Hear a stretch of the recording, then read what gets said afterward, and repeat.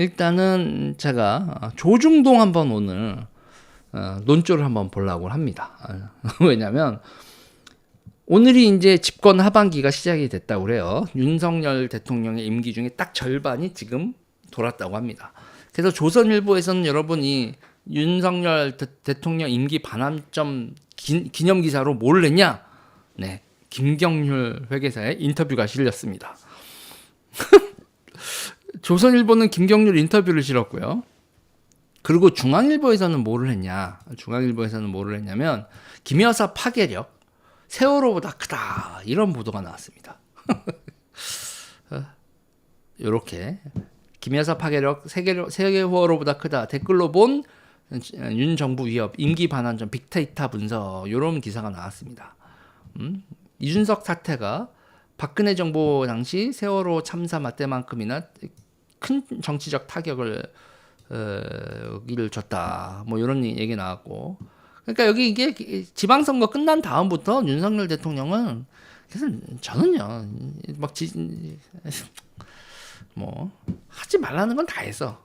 생각해 보면 진짜 하지 말라는 건 다 하셨는데 그래서 이제 중앙일보가 빅데이터 분석을 하면서 이준석 그렇게 날린 것도 타격이 됐었고 그 다음에 지금 김여사 이런 것도 세월호 참사보다 더 큰 지지율 하락 타격을 주고 있다 이런 빅데이터 분석을 올렸습니다. 그러면 동아일보에서는 어땠냐? 동아일보에서도 되게 센 논조가 나왔어요. 뭐라고 나왔냐? 이렇게 나왔습니다.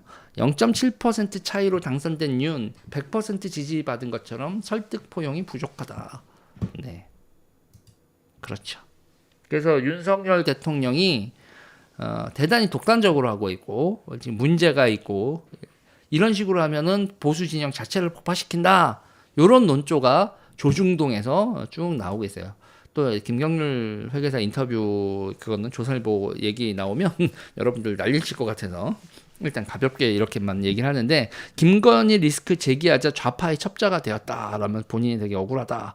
뭐 그렇게 얘기를 하시는데 그 타이밍 자체가 총선 때 그러는 건 총선 끝나고나 했어야 되는 건데 저도 그래요. 김경률 회계사가 그렇게 김건희 리스크 제기하는 것 자체는 뭐 할 수 있다고는 보는데 문제는 타이밍이 총선 전에 유난 갈등을 극대화시키는 그리고 그런 식으로 가는 건 무전략이죠. 무전략.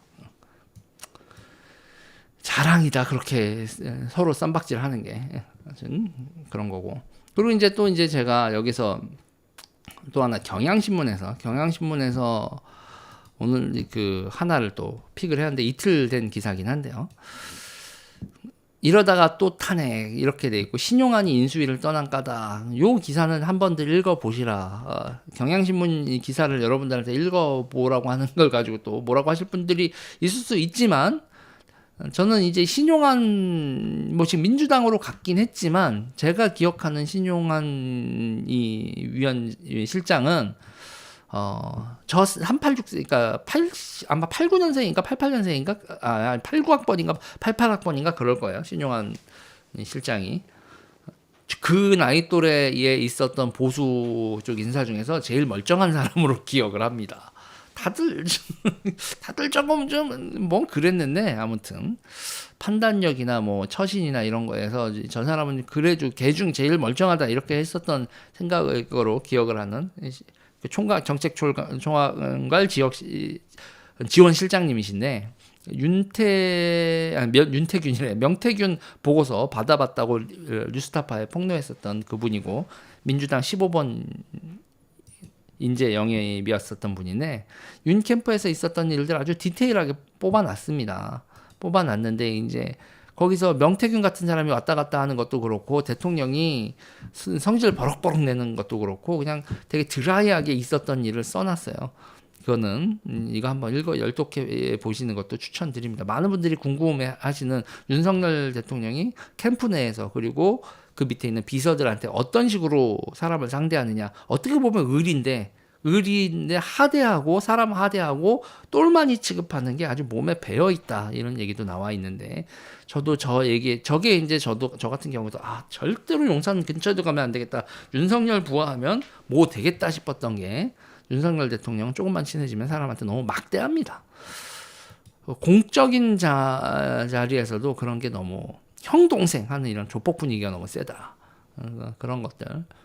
그리고 인정이 많은 게 장점이 되기도 하지만 인정 많은 게 엄청나게 약점이 될 수도 있다. 이런 얘기를 합니다.